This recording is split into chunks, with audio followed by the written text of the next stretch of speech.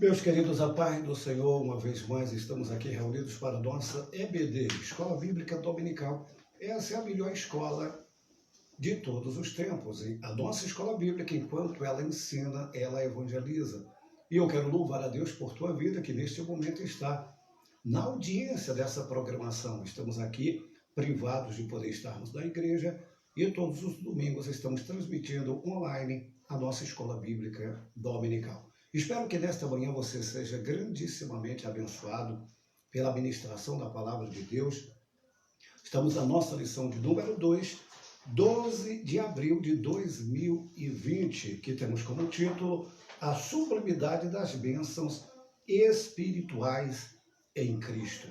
Nós estaremos abordando um tema de grande relevância e que, sem sombras de dúvida, será de grande elevo espiritual para as nossas vidas.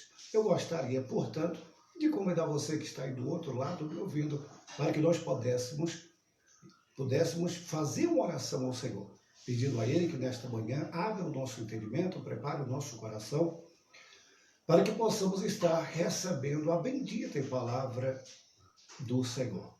Amém? Querido Deus e poderoso Pai, neste momento te pedimos, ó meu Deus, que tome a direção da nossa EBD. Que nesta manhã o Senhor possa falar forte e grandemente aos nossos corações e que possamos ser abençoados pela ministração da Tua palavra. Meu grandioso e poderoso Deus, te louvamos e te agradecemos por mais uma semana, por este momento de poder estarmos aqui para meditarmos na Tua bendita e preciosa palavra. É o que te pedimos. E no nome de Jesus te agradecemos agora e para todo sempre. Amém. Queridos, nós gostaríamos de introdutoriamente lembrar você que é das antigas, óbvio, nós tivemos esta lição que foi comentada por um outro autor, por um outro escritor, em 1999. Quem se recorda, nós tivemos toda uma lição também voltada para a carta de Paulo, redigida, endereçada à igreja em Éfeso. Foi de grande relevância, de grande importância, de grande elevo espiritual.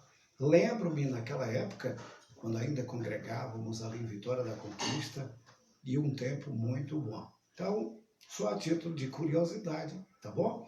E nós estamos aqui, indiscutivelmente, estudando a carta de Paulo à igreja em Éfeso, e já dissemos introdutoriamente na lição passada que essa carta ela é uma das mais extraordinárias cartas de Paulo, é um dos grandes legados escriturísticos de Paulo.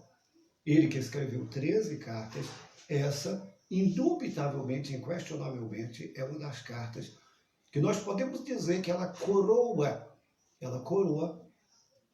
os escritos do apóstolo São Paulo. Sem sombras de dúvida, nós aprendemos muitas coisas e principalmente no que diz respeito e o que tange a nossa salvação em Cristo Jesus. É o que nós estaremos abordando nesta manhã. O nosso texto áureo encontra-se em Efésios capítulo 1, versículo 3. Bendito o Deus e Pai do nosso Senhor Jesus Cristo, o qual nos abençoou com todas as sortes de bênçãos espirituais nos lugares celestiais. Logo, no texto áureo, que é o texto central da nossa lição, nós vamos encontrar que todas as bênçãos, pense aí, todas as bênçãos, tudo quanto Deus podia nos propiciar, Ele já fez. Todas as bênçãos espirituais nos lugares celestiais. Vale lembrar, e eu gostaria que você atentasse muito para isso, que nós estamos vivendo em um outro plano. Nós estamos vivendo em uma outra dimensão. A gente vive em uma dimensão espiritual, nos lugares celestiais. Daí o que o próprio Paulo ele diz, que nós não temos que lutar contra carne e sangue, mas contra principados e potestades e contra as hostes espirituais da maldade nas regiões celestiais. Deus, Ele já nos abençoou com todas as bênçãos espirituais. Nós somos privilegiados. Nós temos um Deus que é muito bom. um Deus que é generoso e um Deus que nos abençoa com todas as bênçãos espirituais. Verdade prática, Deus nos elegeu em Cristo antes da fundação do mundo, para que desfrutássemos as bênçãos espirituais. Queridos, eu quero aqui, não sendo pretensioso, mas diminuir rapidamente alguns questionamentos e alguns equívocos, e muitas perguntas são travadas dentro exatamente aqui da nossa verdade prática, sobre a questão de predestinação, de eleição, questão de que as pessoas não entendem, não compreendem, e eu já fui abordado várias vezes, e você também que me ouve, você, meu querido professor, meu querido aluno, meu distinto e seleto irmão que me ouve, quantas vezes já ouvimos questionamento, mas vem cá, Deus nos elegeu em Cristo antes da fundação do mundo para que desfrutássemos as bênçãos de Deus? Sim. Não existe um plano B nos planos de Deus. Existe um plano A. Esse é o único plano. Deus não é um Deus falível. Deus é um Deus infalível. Ele conhece o fim desde o começo. Todas as coisas estão debaixo do seu domínio, da sua égide. Deus, ele não perdeu o controle da situação. Quando algumas pessoas pensam de que, poxa, houve um fracasso nos planos de Deus. Já ouvi muito isso. Algumas pessoas dizendo, poxa, Deus, ele fez o homem pecou, o homem foi expulso do jardim, e o pecado veio a partir do homem. Porém, Deus na sua presciência, ele já havia de antemão preparado um plano de resgate. Então, todo o escopo, todo o script já estava montado. Deus não é pego de surpresa. O inimigo pensou, e pensou errado, enganado, obviamente, porque no mesmo dia, capítulo 3, versículo 15, do livro do Gênesis, quando a mulher e o homem foram tentados, e por conseguinte caíram, desobedeceram a Deus, e pagaram um preço altíssimo por isso, naquele mesmo dia. A palavra do Senhor diz que Deus havia já decretado. Deus estabeleceu dizendo, eu porei inimizade entre ti e a mulher, e entre a sua descendência. A sua descendência te ferirá a cabeça, e tu lhe ferirás o calcanhar. A partir daquele dia, Deus já estava decretando o veredito, o juízo do nosso arqui-inimigo, do arqui-inimigo de Deus. Ele que é assintoso, ele que trabalhou de todas as formas para tentar destruir o plano inicial de Deus. Todavia, volto a repetir, Deus nunca é pego de surpresa. Deus engenhosamente já havia preparado um plano. A palavra do Senhor diz que o Cordeiro, ele foi morto antes da fundação do mundo. Então Deus, ele não é pego de surpresa. E o que nós estamos estudando aqui. E Paulo, ele deixa isso muito explícito na carta que ora estamos estudando. Tá bom? A nossa leitura bíblica em classe, se você quer nos acompanhar, encontra-se em Efésios capítulo 1, versículos 3, 4, 9 ao 14. Bendito Deus e Pai do nosso Senhor e Salvador Jesus Cristo, o qual nos abençoou com todas as bênçãos espirituais nos lugares celestiais, como também nos elegeu nele antes da fundação do mundo, para que fôssemos santos e irrepreensíveis diante dele em amor, descobrindo-nos o mistério da vontade, segundo o seu beneplácito, que propusesse a si mesmo, de tornar a congregar em Cristo todas as coisas, na dispensação da plenitude dos tempos, tanto os que estavam no céu como os que estavam na terra. Eu quero parar por aqui e chamar a tua atenção para o seguinte. A palavra do Senhor diz que quando o homem pecou, e a mulher também, por conseguinte, eles tiveram medo. Nós vamos perceber aqui, logo na introdução, e eu preciso que você se situe comigo e me acompanhe o meu raciocínio. Nós percebemos que quando o homem pecou e a mulher, Deus todos os dias ele mantinha uma comunhão com o homem e com a mulher. A palavra do Senhor diz que por volta da viração do dia, todos os dias Deus aparecia ao homem e mantinha um diálogo com o homem. O homem tinha comunhão com Deus.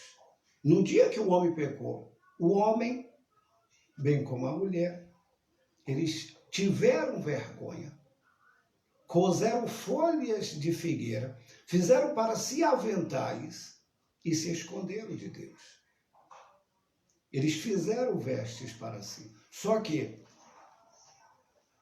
a palavra do Senhor nos diz que Deus já havia preparado um plano e o cordeiro já havia sido morto antes da fundação do mundo. A palavra do Senhor diz que Deus providenciou roupa para os homens, para Adão e Eva, e os vestiu. Então, quando nós lemos aqui a nossa leitura bíblica em classe, nós vamos descobrir que Deus, ele torna-nos a congregar com ele. O homem e a mulher estavam congregados em Deus. Todos congregados com Deus, em perfeita harmonia. Olha o que Deus usa, o sábio Salomão, para nos dizer: vejo tão somente achei que Deus fez o homem perfeito. Esse buscou muitas invenções. O homem buscou muitas invenções. Deus fez o homem perfeito. Mas o homem buscou muitas invenções. O homem se afastou de Deus, se alienou de Deus, por conseguinte, foi expulso do jardim. Uma espada flamejante rodeava o jardim e um querubim foi posto na entrada do jardim para que o homem não entrasse e lançasse mão exatamente do fruto, o fruto da árvore da vida, e vivesse eternamente na condição de pecado. Até porque Deus já havia preparado de antemão um plano de redenção. Volto a repetir, um script. O plano já estava montado por Deus. Cristo disse: a semente da mulher te ferirá a cabeça. Jesus, ele veio, ele nasceu, ele cresceu, ele morreu, ele ascendeu, ele está no céu, brevemente ele voltará. Deus Pai, ele projetou. O Deus Filho executou. O Deus Espírito Santo, ele aplica o plano de redenção na vida do ser humano. Olha o que a palavra do Senhor nos diz de forma muito clara, e você conhece muito bem, que o Espírito Santo é o que nos convence do pecado, da justiça e do juízo. A conversão, a mudança de vida e o nosso ingresso ao plano de redenção e sermos congregados uma vez mais em Deus, isso parte de Deus, através de Jesus. Nós entramos exatamente com a nossa aceitação. Quando nós aceitamos, por conseguinte, nós somos aceitos por Deus. Tiago, ele escreve com muita categoria: chegai-vos a Deus, e ele se chegará a vós. E tem um detalhe que eu gostaria de pontuar contigo nesta manhã, é que as religiões, e o termo religião, do latim religare, já nos traz a essência de algo que está desligado.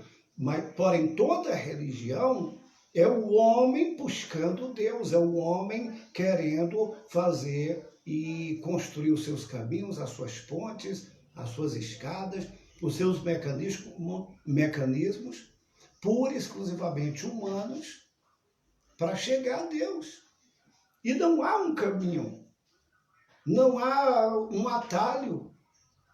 Por mais que o homem tente, por mais que o homem queira, através da religião, chegar a Deus, é uma verdadeira utopia, considerando que o próprio Jesus, ele diz: eu sou o caminho. E tem um detalhe: Naquela época, quando Jesus ele se levanta e diz, eu sou o caminho, haviam muitos caminhos. Haviam vários caminhos, várias ideologias no sentido da obtenção da salvação e do se aproximar de Deus. Aí Jesus se levanta e diz, eu sou o caminho, eu sou a verdade, eu sou a vida. Meu querido irmão, minha querida irmã, meu distinto amigo e amiga que está me ouvindo e que posteriormente estará nos assistindo através do YouTube, eu gostaria de dizer para você que Deus, ele nos tornou a congregar. O que é isso? Ele nos uniu através da morte de Jesus e da nossa aceitação a Cristo, congregados, reconciliados. Eu acho tão lindo a expressão de Paulo, quando ele diz que Deus estava em Cristo, reconciliando consigo o mundo e todas as coisas. Isso é tremendo. A ideia que se tem quando Jesus morria na cruz do Calvário é exatamente quando Jesus clama, Eloi, Eloi, lama sabachthani, Deus meu, por que me desamparaste? A ideia que tem, eu já ouvi várias dissertações nesse sentido, é que Deus abandonou Jesus, que Deus estava longe. Isso é terribilíssimo. Algumas pessoas comentam dessa forma, só que a Bíblia diz que Deus estava em Cristo, reconciliando consigo mesmo todas as coisas. Porque o homem, e olha o que a Bíblia diz, antes éramos trevas, antes estávamos longe. O homem se afastou de Deus. Não foi Deus que se afastou do homem. Eu preciso que você pense sobre isso. Não foi Deus se afastou do homem. O homem se afastou de Deus. E nesse processo, e é glorioso, Deus sempre vem em busca e procurando o homem, reconciliar o homem. Nós temos alguns exemplos, quando a ovelha se dispersa, e está registrado, capítulo 15, do Evangelho do Senhor, conforme Lucas, o pastor vai atrás. A dracma se perde, ela é procurada. O filho pródigo sai de casa, não foi o pai que saiu. Amém? Não foi o pai que saiu. Geralmente, nós que nos afastamos. Então, nesse processo aqui de redenção, nesse processo de tornar a congregar, nesse processo de que ele nos abençoou com todas as sortes de bênção espirituais nas regiões celestiais. Então, eu preciso que você esteja muito consciente sobre isso, porque há uma sublimidade das bênçãos espirituais. Amém? Na nossa introdução, nós temos aqui, nessa lição, vamos abordar a grandeza e a excelência da perfeição do projeto divino para conceder bênçãos espirituais aos seus escolhidos. Desde a eternidade, aprove Deus executar um plano de restauração e reconciliação com a humanidade. É o que nós dissertamos até aqui. A nova posição em Cristo. No passado estávamos perdidos. Estávamos perdidos. A palavra do Senhor diz que todos pecaram e destituídos estão da glória de Deus. Todos pecaram e afastados estão da glória de Deus.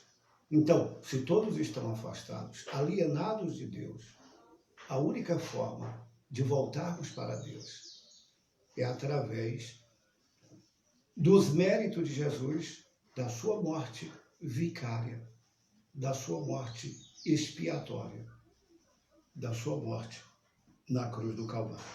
Doxologia. Obviamente esse termo aqui, que é o subtópico do primeiro tópico da nossa lição, doxologia, se você for procurar na Bíblia, obviamente você não vai encontrar. Mas doxologia é a junção de duas palavras gregas, doxo, e que significa glória, e logia, palavra. O que é isso? É uma manifestação de louvor e enaltecimento a Deus através de expressões de exaltamento, como Deus seja louvado. Aleluia. Então, é um hino de celebração.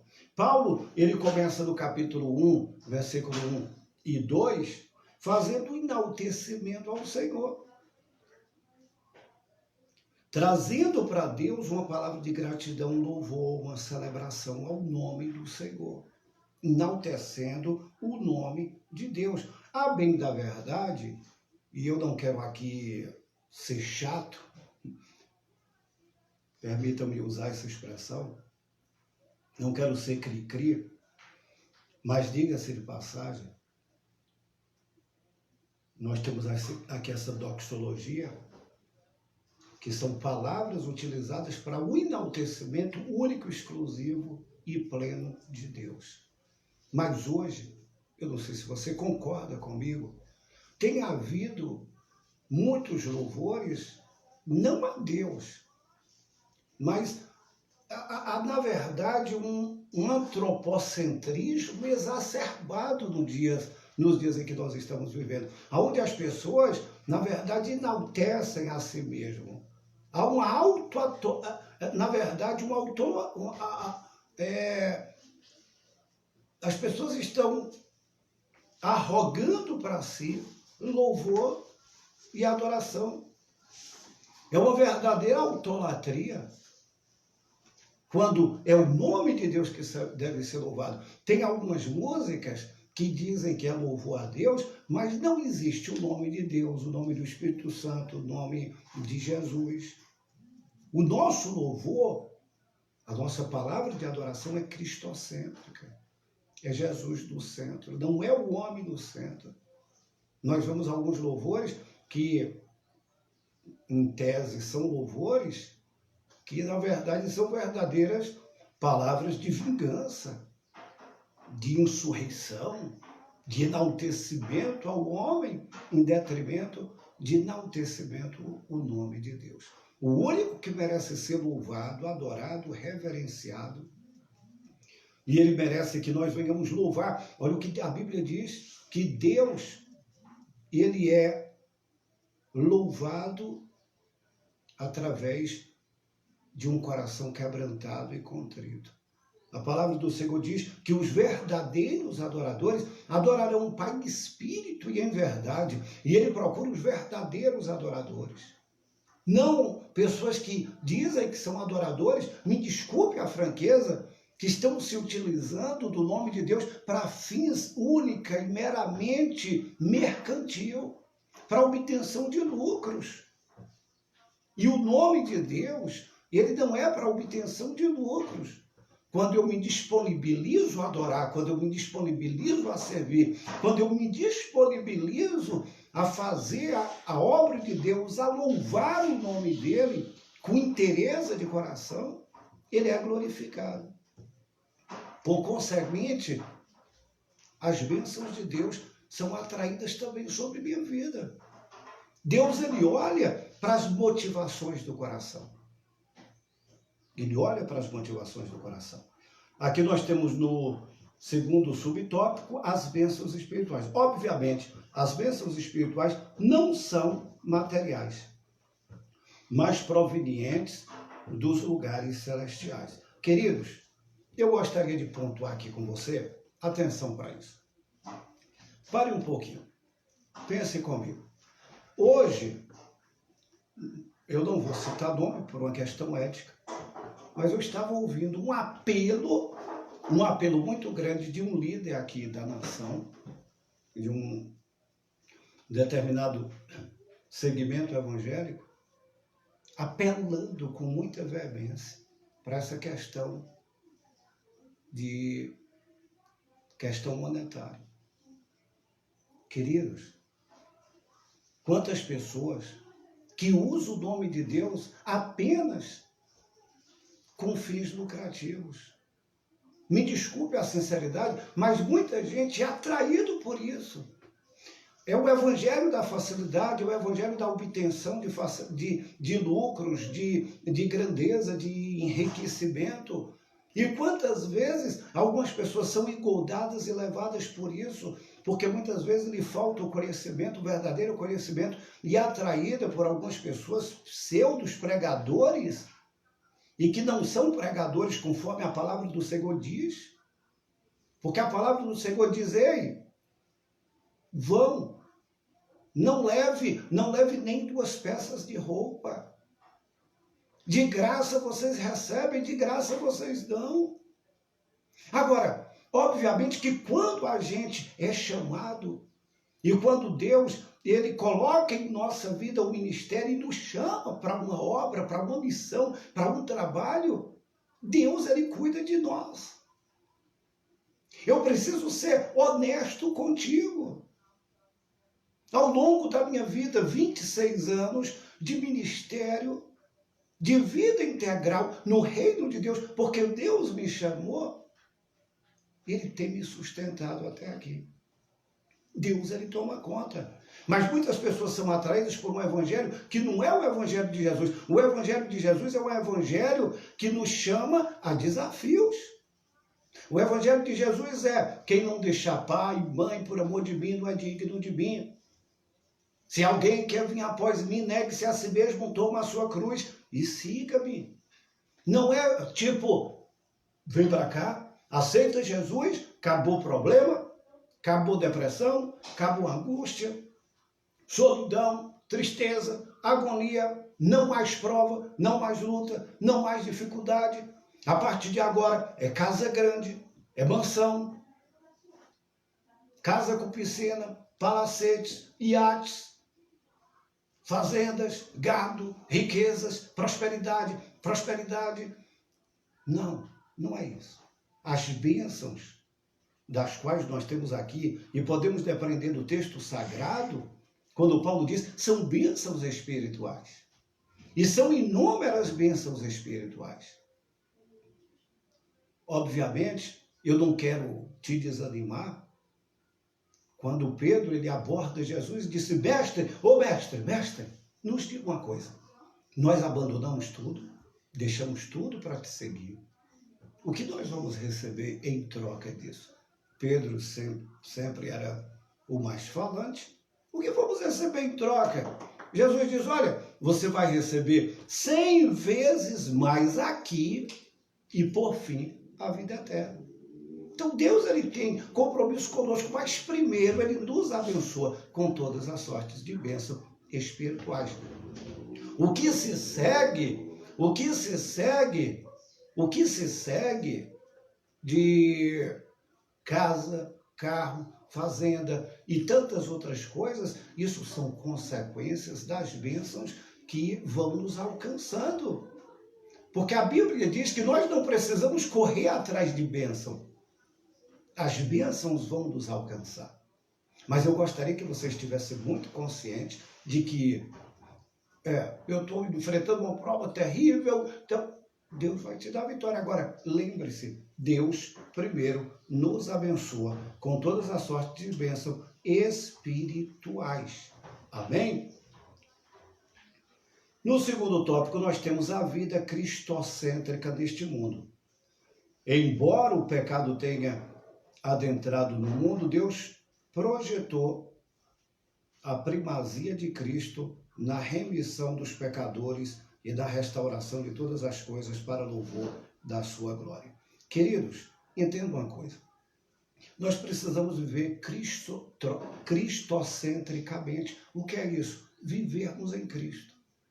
Eu acho tão tremenda a expressão de Paulo quando ele diz, não mais vivo eu, Cristo vive em mim.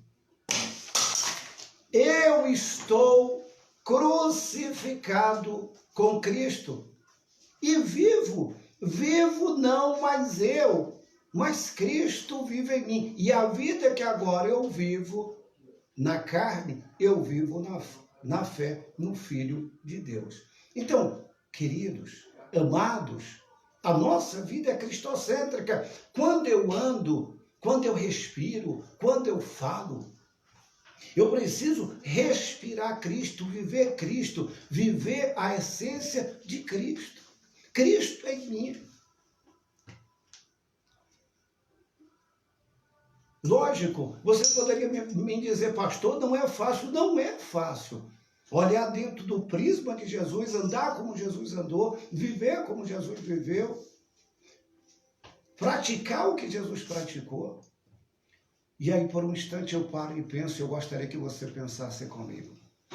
O que Jesus faria e como Jesus agiria diante de algumas situações, como alguém me ofender, alguém me machucar, alguém me trair, alguém me enganar. Como Jesus devolveria? Quando ele nos ensina num modelo da oração, que ficou conhecida como a oração do Pai Nosso que estás no céu, santificado seja o teu nome, venha o teu reino. Seja feito a tua vontade na terra, como no céu. O pão nosso de cada dia dá-nos hoje, santificado seja o seu nome, venha o seu reino. Seja feita a sua vontade na terra, como no céu. Perdoa as nossas ofensas, como nós perdoamos a quem nos tem ofendido. O que Jesus faria? Porque muitas vezes a gente fala de perdão, fala de amor. Falar não é muito difícil. A prática, o exercício. Porém, Jesus, enquanto ele viveu, e ele viveu uma vida rápida, Jesus viveu aproximadamente 33 anos e 6 meses. A vida de Jesus, ela foi pontilhada, ela foi marcada por sinais, não só sinais miraculosos de cura, libertação, milagres estupendos, mensagens tremendas, como o sermão da montanha, como o sermão profético, sermão das bem-aventuranças, sermão profético, e tantos ensinamentos, do qual João, ele se utiliza de uma figura de linguagem dizendo, cuido que tudo que Jesus fez, se fosse escrito, nem o mundo todo poderia conter os livros que se escrevesse. É uma hipérbole, um gigantismo, na verdade, para a expressão tanto quanto Jesus deixou-nos de legado. Aí, nós temos aqui uma vida cristocêntrica desse mundo. Eu preciso buscar em Deus, Jesus. Buscar em Deus e dizer, eu quero viver como Jesus viveu. O que Jesus faria quando alguém peca contra nós? O que Jesus faria? E muitas vezes nós olhamos de forma indiferente. Nós estamos vivendo em um momento tão difícil que nós precisamos ter mais empatia. Nós precisamos aproximar mais, amar mais e vivermos a essência de Cristo nas nossas vidas. Estamos indo para os instantes finais da nossa escola bíblica, mas eu gostaria de dizer para você sobre o selo do Espírito Santo, que é o penhor. O que é o penhor? O penhor é a garantia. E eu disse que Deus planejou a obra da redenção, Jesus a executou, o Espírito Santo ele aplica em nós. Ele nos convence do pecado, da justiça e do juízo. É o Espírito Santo que obra em nós, age em nós. E detalhe, Paulo ele fala do fruto do Espírito em Gálatas, capítulo 6. O fruto do Espírito. O apóstolo Paulo fala sobre os dons espirituais, dom e fruto. E o selo do Espírito Santo, há quem pense que o selo do Espírito, ele nos é dado no momento do batismo com o Espírito Santo. Não, pare um pouquinho.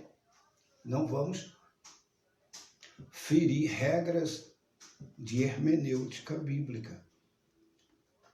Quando nós recebemos o batismo no Espírito Santo, é o revestimento de poder. Revestimento de poder. Vós recebereis o poder do Espírito, recebereis o poder do Espírito Santo ao descer o Espírito Santo sobre vós, e ser-me-eis testemunha, tanto em Jerusalém, Samaria, Judeia e até os confins da terra. Revestimento de poder. O selo do Espírito, o penhor, a garantia, que naquela época era um termo grego que pode ser traduzido como depósito, penhor, garantia e ainda primeira parcela, que é essa questão do penhor, a garantia, o selo. Deus, ele nos garante essa salvação através do penhor do Espírito Santo. Quando nós aceitamos a Jesus, o Espírito Santo, olha o que Paulo diz, o Espírito Santo, ele vem em nós. E ele nos vivifica. Paulo diz, e o Espírito Santo nos vivificou, estando nós mortos em delitos e em pecados. Tá bom? Fechando aqui a nossa lição, eu gostaria de dizer para você que são bênçãos infindas. Recebemos a Jesus, tivemos o privilégio de aceitá-lo, ele nos trouxe. Eu acho tremendo a expressão que diz que foi ele, Salmo 100, foi ele que nos fez povo seu e ovelha do seu pastoreio. Entrai pelas portas dele com louvor e nos seus atos bendizei o seu nome. Sabei que o Senhor é Deus. Então, queridos, amados, eleitos do Senhor, redimidos do Senhor, lembrem-se, foi ele que nos fez povo seu. Não é pelos nossos méritos ou beneméritos, mas única e exclusivamente pelos méritos de Jesus na cruz do Calvário.